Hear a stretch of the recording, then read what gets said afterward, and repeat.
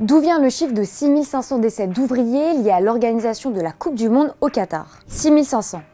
C'est le chiffre souvent cité pour évoquer le nombre d'ouvriers morts sur les chantiers de la Coupe du Monde au Qatar. Martelé par les opposants et vivement contesté par les organisateurs qataris et la FIFA, ce chiffre s'est installé comme une référence lorsque l'on évoque l'organisation de la compétition. Mais il est contesté et le Qatar reconnaît de son côté 37 décès de travailleurs liés à la construction des stades. Alors d'où sort ce chiffre de 6500? Il faut remonter en février 2021. Le Guardian révèle dans une enquête qu'au moins 6500 travailleurs immigrés au Qatar y seraient morts entre 2011 et 2020, mais pas spécifiquement sur la construction des stades ni par des accidents du travail.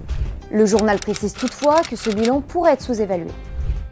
Alors comment ce chiffre a-t-il été calculé? Faute de données suffisantes fournies par les autorités qataries, le quotidien britannique s'est appuyé sur des registres de décès produits par des services gouvernementaux ou ambassades. Ces registres font état de ressortissants étrangers morts au Qatar depuis l'attribution du mondial, et ce, toutes causes confondues. Mais le problème, c'est que ce chiffre est repris de part et d'autre sans en préciser le contexte que le journal détaille lui, avec précaution. Pourquoi le comité évoque de son côté 37 morts? L'erreur serait d'opposer les 6500 morts cités par le Guardian aux 37 du comité. En effet, le journal se base sur les décès des travailleurs immigrés, tandis que les autorités qataries comptabilisent le nombre de décès sur les chantiers du stade. Toutefois, le Qatar n'évoque pas les décès liés aux autres infrastructures en construction, qui sont au moins pour une part liés à l'organisation de la Coupe du Monde. À cela s'ajoutent des doutes soulevés par des ONG quant aux causes des décès, des conditions de travail ou encore le manque de transparence. Tandis que le Qatar souligne que les données évoquées par le Guardian ont des limites. Alors est-il possible de dresser un bilan précis? Pour plusieurs raisons, tout porte à croire que le vrai bilan restera impossible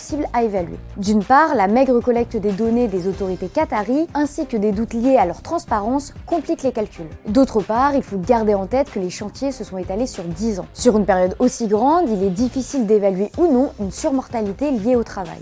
En effet, la main-d'œuvre a augmenté en une décennie et d'autres facteurs comme le Covid sont aussi passés par là.